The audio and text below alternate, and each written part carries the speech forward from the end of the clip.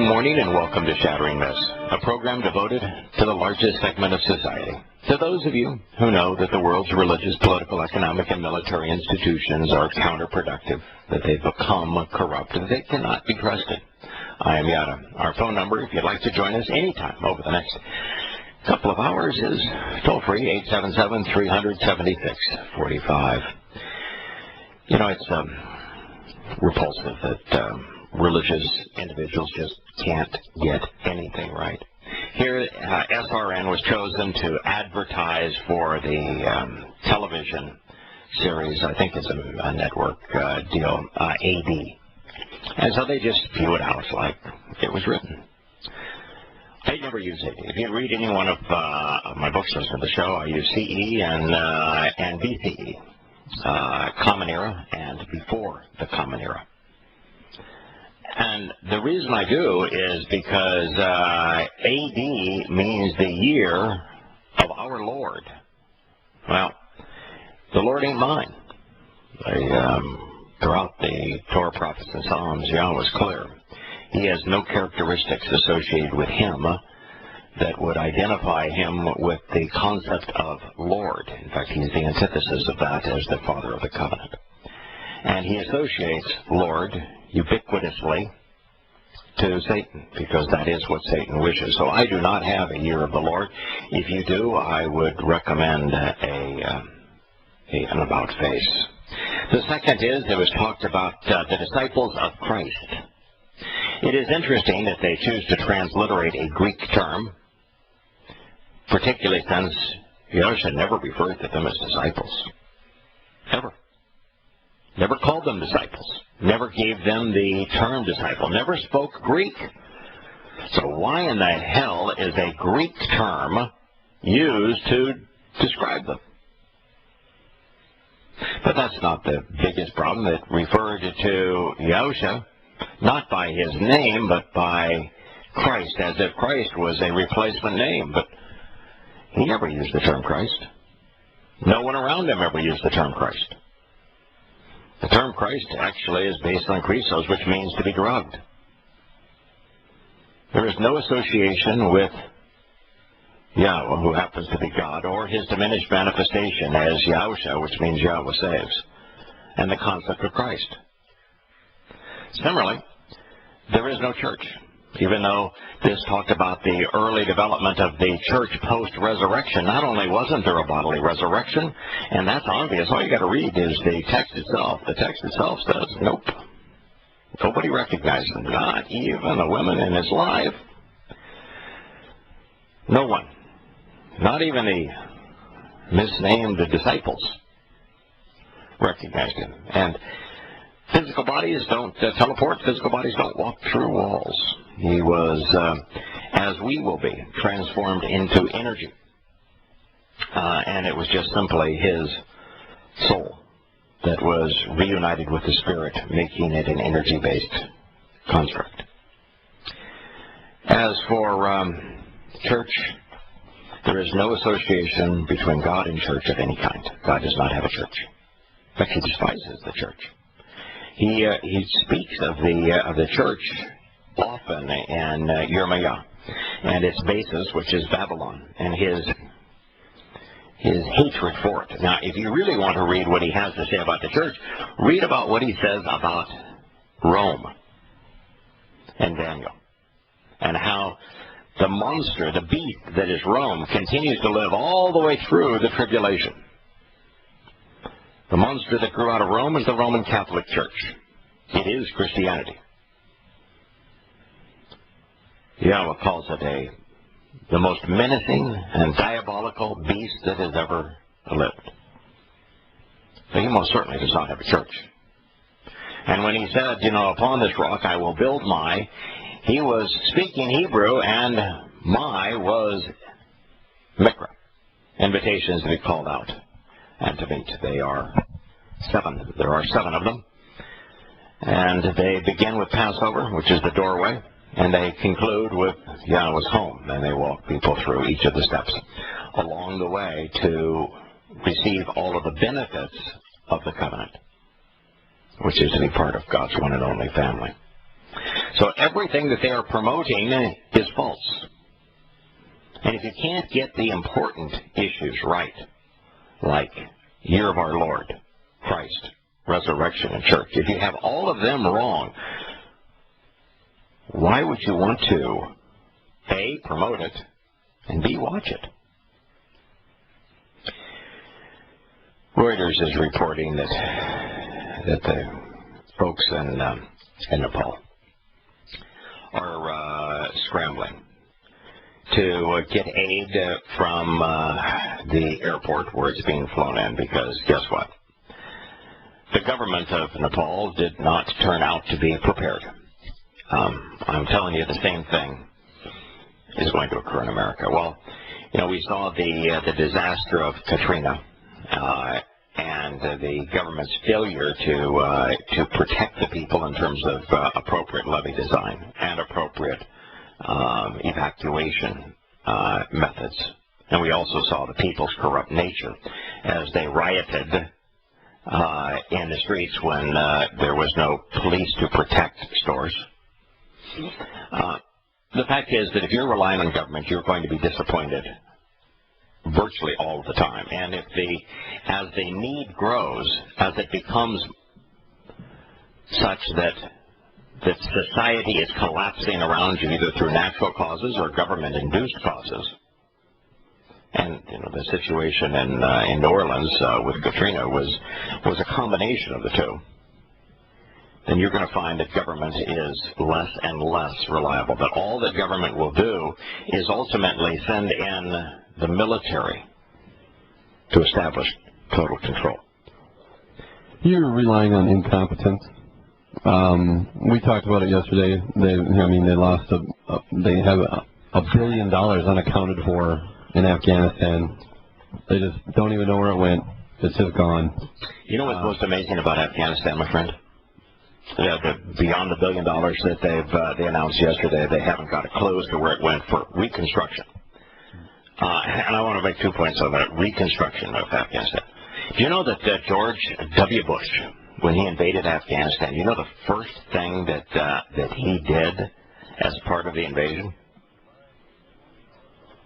Most people aren't aware of what the first act was as part of the invasion of Afghanistan.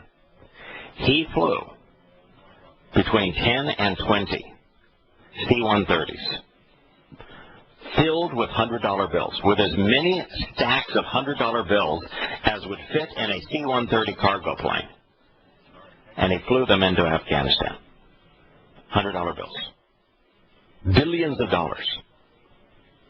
Now, why would the U.S. government has the means to wire transfer. We have the means to, we have credit cards. We have checks. Why would you need airplanes full of stacks of $100 bills? Who do you know operates only with cash? Criminals, right? Yeah. And if you're operating only with cash, it's because you don't want what you're doing traceable. And because you want to bribe people. We sent at least 10, and I understand it's closer to 20. And the government will admit to the 10, and they haven't a clue where any of the money went. Airplanes filled with $100 bills. Stunning, huh? Now, I would ask you a question, Scott, since you brought up Afghanistan and the $1 billion for reconstruction of Afghanistan. They haven't a clue where it went. $1.3 billion. No idea where it went. Just missing. Okay.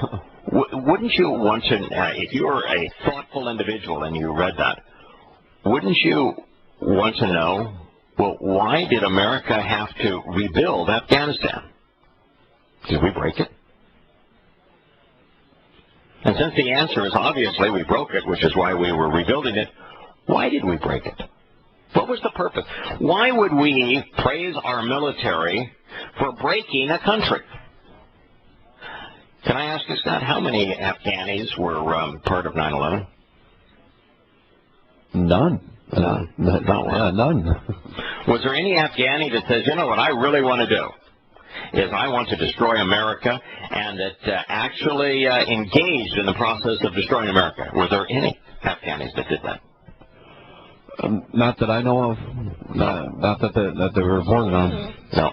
In fact, do we have a record of any Afghani perpetrating any terrorist act against America prior to our invasion of their country, where, when you invade a country, you kind of irritate people. So, at that point, it's cause and consequence. But prior to our invasion, yeah, people don't like being bombed. Yeah, the cluster bombs where you kill their family has a tendency to tick people off. Yeah. We're protecting our freedom. Who were we serving when we invaded Afghanistan? We didn't serve the Afghanis. We broke their country. That's proof that we tried to rebuild it. By the way, we failed. Everything we rebuilt is abandoned and not being used. So we didn't accomplish anything with our rebuilding, and we most certainly didn't accomplish anything with our destroying. And you don't serve people by destroying their country. So who do we serve? Why do we go there? To protect our freedom? No. Our freedom? How is your freedom threatened by Afghanistan? It's actually, it did more to harm our freedom than anything. Well, by the way, Iraq. Can you tell me the name of an Iraqi that threatened America?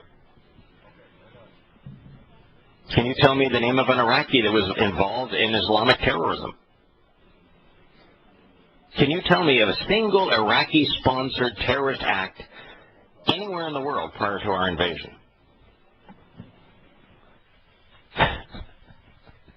Do you know how many terrorist acts occurred in Iraq prior to our invasion and the number that occur on a daily basis today? A couple a year versus 20 or 30 a day. We really fixed that country too, didn't we? Definitely. We fixed there. We fixed Detroit. We fixed everything. Oh, yeah. Well, I don't know how you got to Detroit. Well, it's Detroit is a war zone. It's all part of the whole people relying on the government, and they're inept. They're not. There's nothing that they do well. So there is nothing they do well. In fact, do you see what the government is doing now? And is it Baltimore? I think it's Baltimore. Deploying military. Deploying the military. You know how many? 5,000 troops. Isn't that swell? Welcome back to Shattering Myths. Scott, you reported that the U.S. military announced that they have lost track of $1.3 billion in reconstruction for Afghanistan. Do you know that the U.S. military doesn't have an integrated accounting system? That's a good and way without an integrated accounting system, the U.S. military cannot balance its books. Do you know the U.S. military doesn't have a clue? I mean, not even a clue what they have in inventory. They don't even have a clue, because they don't have an accounting system, as to what they have on order. Do you know the U.S. military has inventory of thousands of parts for weapons systems that were discontinued decades ago? And they still have those parts on their books as if they have value. And you know that it's worse than that. Not only does the U.S. military have thousands of parts, expensive parts, parts that they pay 10 times too much for in inventory, for military hardware that was discontinued decades ago, they're still ordering more of it. The imbalance between the military guesstimates of how much they've spent and how much they have in weapons of war is the imbalance is somewhere in the $3 to $4 trillion. Well, there's $3 to $4 trillion that's unaccounted for in the military budgets.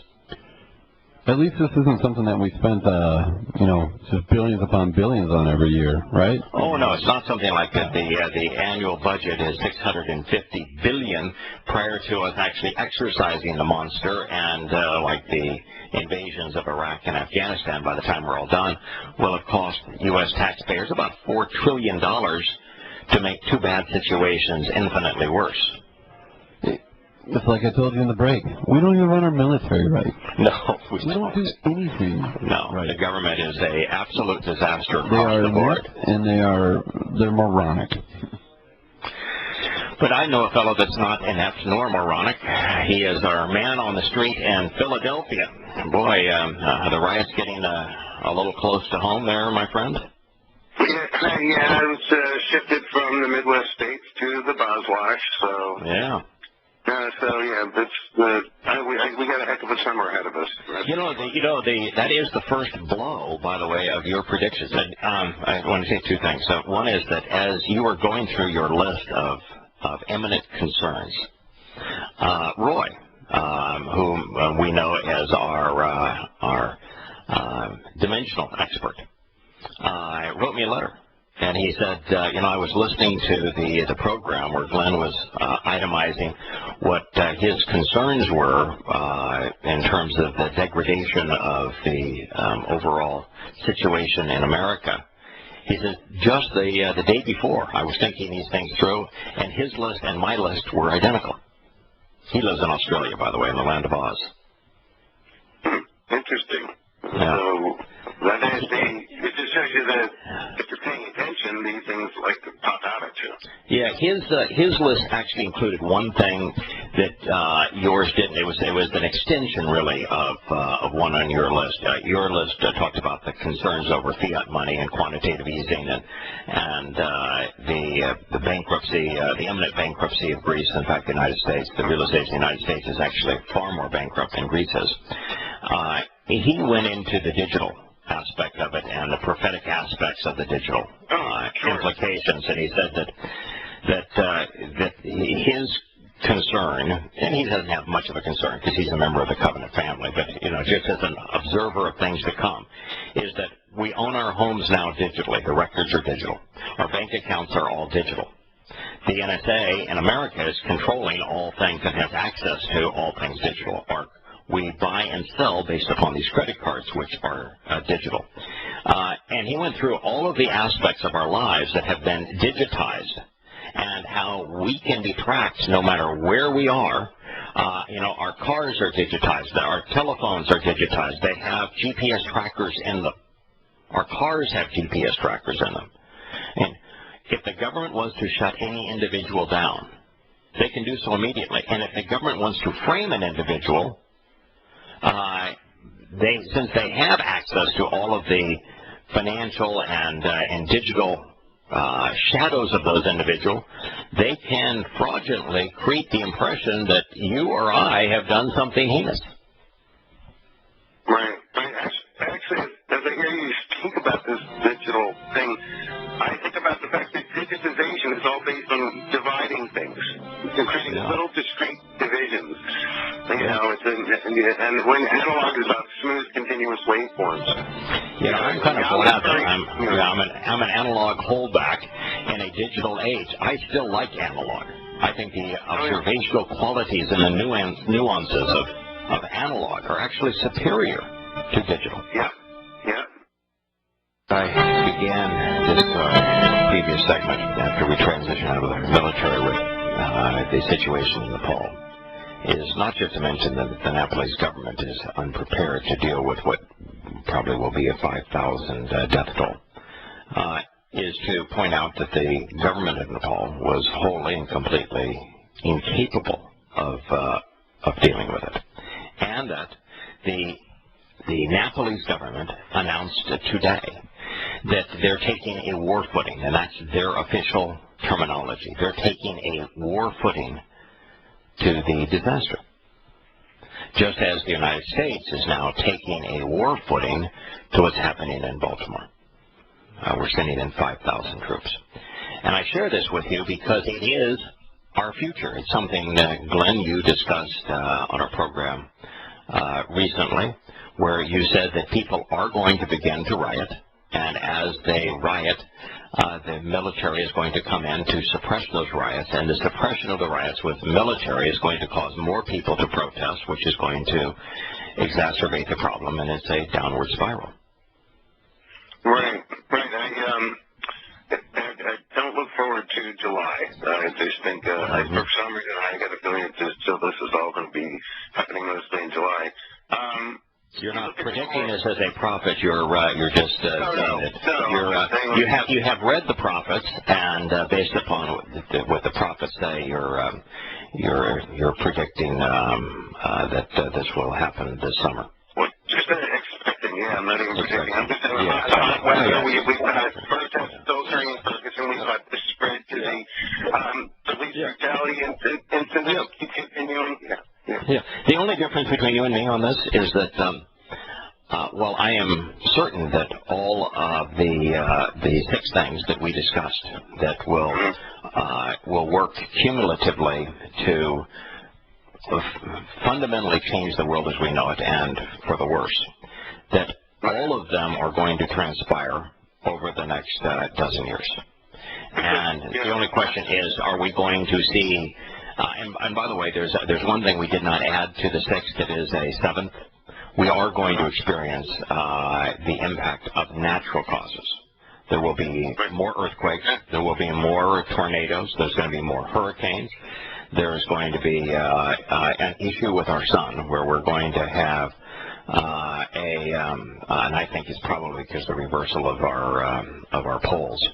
But we're going to have issues with the sun as well. We're going to have an asteroid strike. We're going to have a number of things that are going to be natural causes that are going to further exacerbate the human-caused calamities.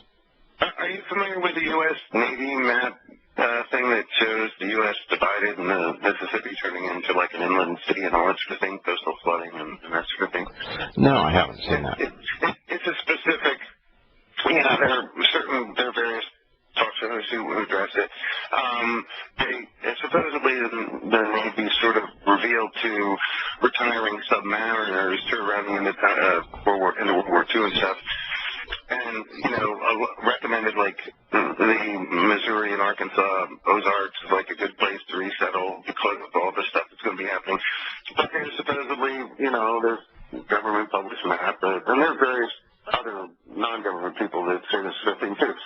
But my contention is that, if this be true, these people knew about something astronomical. The only base something like that could be predicted so far out in advance is they know about some, passing celestial object that's going to exert geotectonic stress on the Earth. It's going to produce, with the scale forces. There is no question that Apophis, MN 2004, by using the scientific jargon, that was first identified in December of 2004 when it passed very close to Earth, and it is predicted to be about inside of our satellite orbits, well inside, of course, the moon, but inside of our satellite orbits, it's predicted to pass in 2029.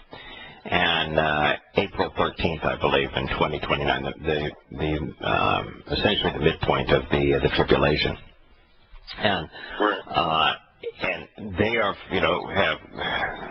there have been two schools of thought on Apophis. One is that it will pass within our satellite ring, but it will narrowly miss us. And the other is that, these calculations are not that certain when they're talking about that small a delta of time and space, and that there's so many factors of what can happen to Apophis while it's on its elongated orbit for it to be nudged and therefore actually strike. And so I've seen documentary shows that show it striking and us trying to develop the beams to deflect it, but it's too large for us to deflect. Right. Well, there might be some. Yeah, I think that itself, whatever it is, whether it's the Colobus, the Apophis, Planet X, whatever, whether it be a red dwarf or who knows, but it doesn't matter. The big thing is out there, it's passing by. I think there'll be substantial gravitational and electrical effects, and that debris following it in its tail. Like, I'm sure there'll be strikes, something like a burning mountain cast into the sea. Boom. I don't think the sea itself, I think that's junk that's along with it that kind of it is. But itself, I think it's too large and too heavy. If it struck the Earth, it would just destroy it. Yeah, the stuff I've read on Apophis, and I don't claim to be a physicist or an astronomer, but I've studied Apophis well enough to see that at the size that it is not a Earth exterminator, but it is, depending on where it were to hit, if it were to hit offshore, either the eastern or in the Atlantic or the North Atlantic or in the North Pacific, the tsunami that it would create by hitting in either of those places would devastate hundreds of millions of people. I mean, wash away all coastal communities along the northern Pacific or the northern Atlantic. Both sides. And if it were to hit land, let's say that it were to hit the eastern seaboard, you'd lose many states. It is a state eliminator. So, like if it were to hit Texas, Texas would be gone. If it were to hit New York, New Jersey, Connecticut, Massachusetts, all of that would be instantly gone. I mean, so it's... Well, we've already been struck by a very slow-moving extinction level event, and that's called human thing, and it's a fact. Yeah, I'm a lot more concerned about you. Yeah, it is. Yeah, that one than I am about this thing. That's true. And you really see it right now in Baltimore. And the riots in Baltimore are now horrific. Baltimore's aflame. And you could always just sense it. I don't know how much time you spend in Baltimore, but I spent a lot because I used to have a home in the Annapolis area, so we used to go in and out of Baltimore quite frequently. And the inner harbor in Baltimore is a beautiful place, but if you drive, my wife frequents Johns Hopkins. She has a medical issue that there's only one place that can treat it. It happens to be Johns Hopkins. That's in the Baltimore area. And the area that approaches Johns Hopkins, I remember one time where she was there, and I said I would just drive around while she's having her appointment. And oh my God, it was just frightening. Yeah, I mean it was just. Willard Rouse is the father of that Inner Harbor redevelopment, which was pure genius with the National Aquarium and all that there. But it's kind of like Broadway. You go a few, or Atlantic City, you go a few blocks away from the beauty and the heights, and whoa! Wow. Yeah, your likelihood of surviving a walk, 5-10 blocks from the redevelopment areas, or from Johns Hopkins, is really low. If you were to take an evening walk after dark, I think your odds of surviving it would be really low. Yeah, so I'm not surprised to see it, the upheaval that we're witnessing. And of course, this upheaval was a combination of two things. One is the police are absolutely out of control. The people are right. The police are out of control. People are wrong. It's not a racial issue. It's a moral issue. I know. It's a training issue, an indoctrination issue. I'm grateful that the black community they had that march to D.C. and the Capitol steps and complain about police brutality. The only thing and I don't blame them for standing up about this. I think it's good. I just wish they were, racially inclusive about it. Black lives matter, white lives matter, all lives matter. Right. Police brutality is not a racial issue. It is a moral issue. It's a judgment issue. It's an issue of the conduct of America, where America changed. And when it created the Department of Homeland Security, it created a police force and a spy mechanism on Americans. And Americans became the foe that they were working against, they were protecting against. And once we made that transition and began to fill our police ranks with former military who had been indoctrinated and twisted to the point that, you have a disproportionate number either taking their own lives or on, mind-altering medications because they claim post-traumatic stress syndrome. I saw a commercial last night that I about puked, and it was on all of this, the wonderful benefits and the honorable intent of joining the Army, of being a soldier. My wife and I talked about it afterwards. I said, God, look at what they do to people.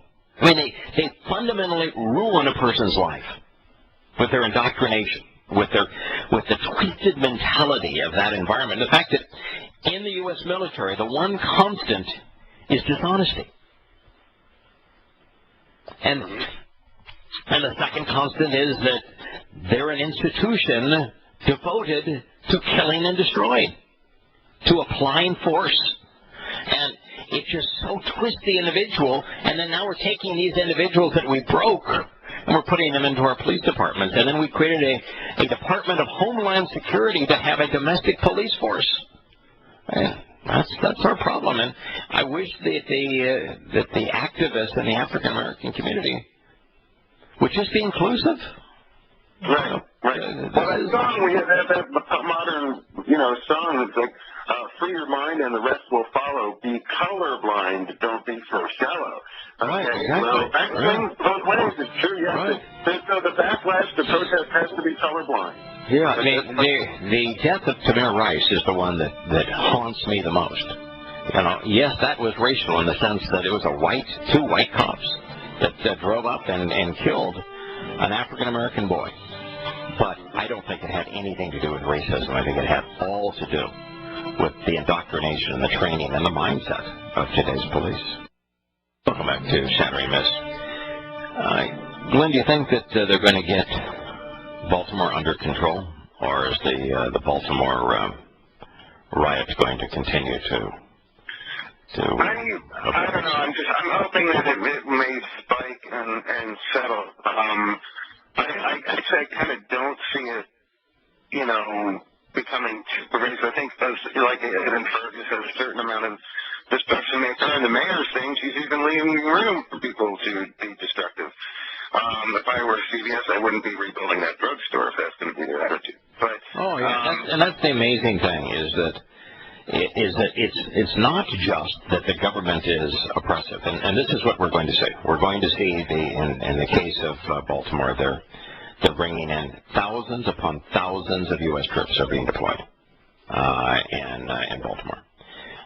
The militarization of America, and while that's my biggest concern is the militarization of America, you still got to wonder, what in the world is wrong with people?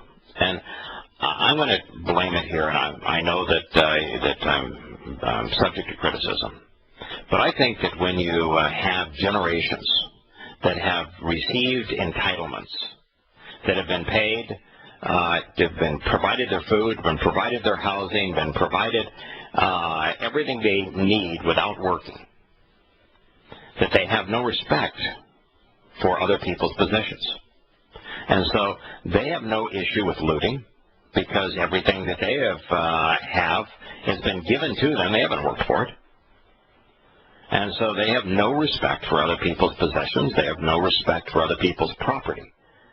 And so there's this mentality here that when you give somebody something for nothing, that you destroy their character.